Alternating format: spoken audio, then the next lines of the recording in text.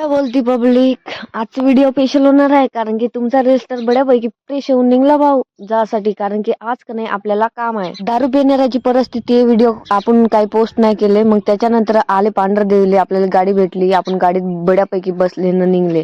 आणि गाईज आमचा रस्ता एवढा खराब राहते का खूपच खराब राहते. दारू पिणाऱ्याची परिस्थिती हे व्हिडिओ लवकरच आपल्या युट्यूब चॅनल नीलू राम याच्या युट्यूब चॅनल वर येणार आहे. गाईज आमच्या गावले नेटवर्क राहत नाही म्हणून एवढं लेट झालं. करंजीला आल्यानंतर हे दादा वगैरे भेटले, हे आपले युट्यूब सबस्क्रायबर वर करंजीचे. त्याच्यानंतर मग नाही करंजीत मस्त पैदलच लागलो जासाठी.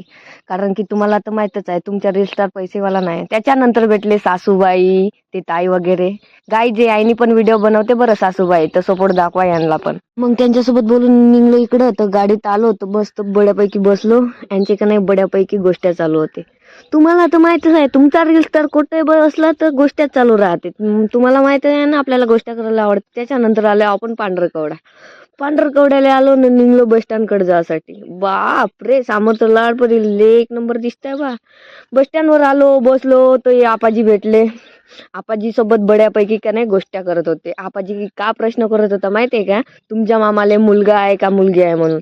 आता आपाजीले का सांगू, अजून आमच्या मामाचे लग्नच नाही झाले तर माया मामाला मुलगी कुठून येणार आहे व्हिडिओ काढायसाठी.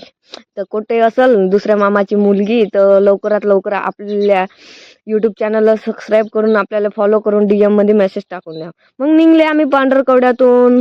कारण की आपल्याला थोडं काम आहे म्हणून तुम्हाला तर माहितच होतं. मग का नाही इथं आले कडंबर. तुम्हाला तर माहितच आहे गणपती आपलं फेवरेट आहे. तर काही दर्शन नाही केले पण दुरूनच पाहिले. ठीक आहे, भेटू